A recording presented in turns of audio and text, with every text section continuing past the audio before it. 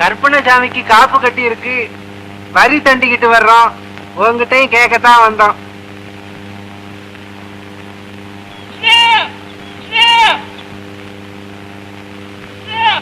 ஊருக்கு நாட்டாமைக்காரனா முன்ன நின்று இதெல்லாம் நீ செய்ய வேணாமா?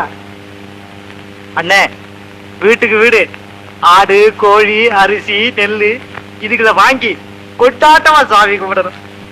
ஆட்டையும் கோழியையும் கொல்லுவது ஒரு கொண்டாட்டமா? என்ன சாமிக்கு காவு கொடுக்கா கட்டி கருப்பண்ண சும்மா விட்டுடுவானா? என்ன தம்பி நீ சொல்றது? இந்த ஆடு கோழிகளை எல்லாம் படைச்சது யார் தெரியுமா?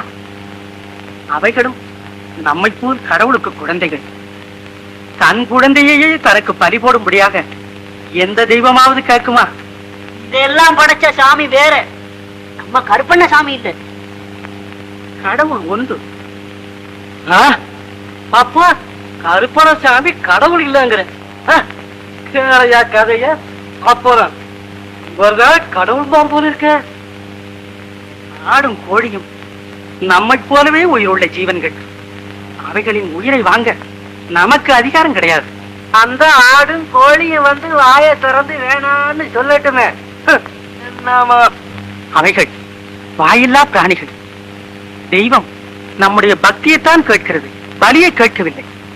தெய்வத்தின் பெயரை சொல்லி அவைகளை கொல்லுவது பாவம். அப்பா, இதுக்கு முன்னே இத்தனை தலைமுறையா நம்ம பெரியவங்க செஞ்சுக்கிட்டு வந்த பூஜையெல்லாம் பொய்யா? அதை பற்றி நாம் ஏன் கவலைப்பட வேண்டும்? நாம் செய்ய வேண்டியதை யோசிப்போமே. அவங்க செஞ்சவங்க முட்டாளா? நமக்கு அறிவு இருக்கு. அதை கொண்டு நம்மை படைத்த கடவுளை நாம் கும்பிடுவோம்.